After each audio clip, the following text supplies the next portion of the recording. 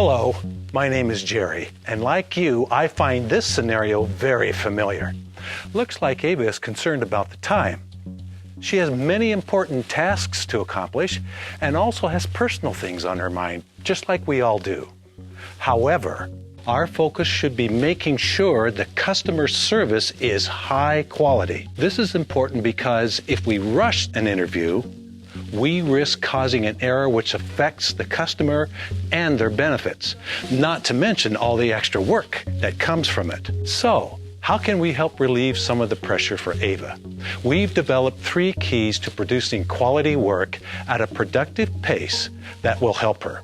The first key is preparing for an interview.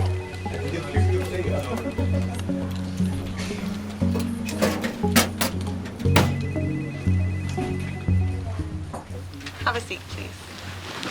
Hi, Margaret. My name is Ava. Nice to meet you. We will be reviewing your CalFresh recertification today, and it'll take approximately 30 to 45 minutes. But before we begin, do you have any questions for me? No, not at the moment. Here we are at the second key, the interview. You're going to want to go over the rights and responsibilities because not only does the customer need to know their rights, they also need to understand their reporting responsibilities. Is it still you and your daughter in your household? Yeah, me and Jess. All right, so no changes to the household.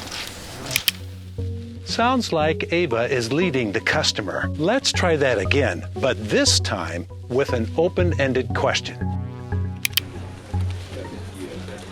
Who lives in the home with you? Me, my daughter, and my teenage sister is living with us now. Wow, what a big difference. While Ava continues to ask the purchase and prepare questions, let's talk about what would have happened had she not asked that open-ended clarifying question. The customer's household would have been incorrect, and she would have started off with an error that could snowball into a very large dollar error. So you get $750 a month in child support, right? Right. And you're not working, right? Yeah, that's right. That's what I put on the application. Okay, great. I'm sure you've noticed Ava's leading the customer again. However, by not making eye contact, she's not putting the customer first, and she's also missing important body language cues. Why is this important? Margaret needs to feel heard and that she's being treated with dignity and respect. Ava can't see Margaret's frustration, which may be caused by feeling rushed or pressured into answering a certain way. Margaret might have more to say about her income, but hasn't yet been given the opportunity. So, let's try that again. Do you still receive child support? And if so, how much? And also, is there any other income coming into your household? Like I said, I'm not working right now, so no. I understand, but money coming into the household doesn't necessarily have to come from a job. It can come in forms of gifts, disability, unemployment, maybe even a family member giving you cash. Well, my sister gives me $500 a month to help out, but what's that have to do with my income? So because Ava asked a clarifying question about the customer's income, we not only discovered that someone else in the household has income, we also discovered Margaret had income. Questions will need to be asked so that we can determine how and if it will be used. Now she's going to have to ask the customer about the sister's income and get verification. That would prevent another huge error. So how much are you paying for rent and utilities? I pay $875 in rent and $100 for utilities, so $975. Great so far. Let's see if Ava asks clarifying questions. This is a key to preventing errors. So are your rent and utilities billed together or separately? Separately. Also, are your utilities always $100 a month? And does your sister help pay for your rent and utilities?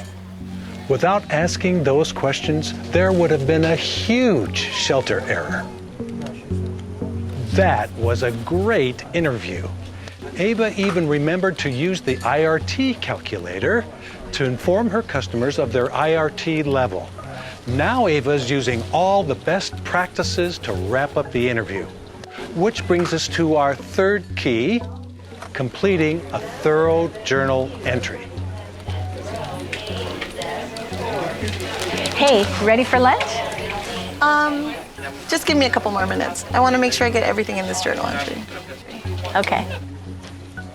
While we observed this interview, we learned that by asking clarifying questions, observing body language, and not rushing, we were able to avoid errors in household composition, income, and shelter. Let's fast forward a few months from now and see if those keys paid off.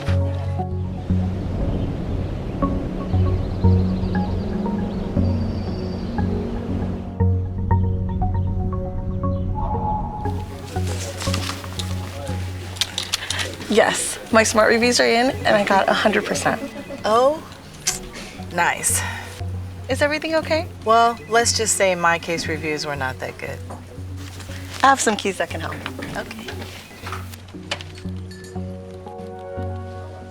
At first, using the keys may seem to take a little longer, but by preventing errors, the customer receives the correct benefits and we don't spend that extra time fixing our errors. So remember, use the keys to a successful interview because we value quality over quantity.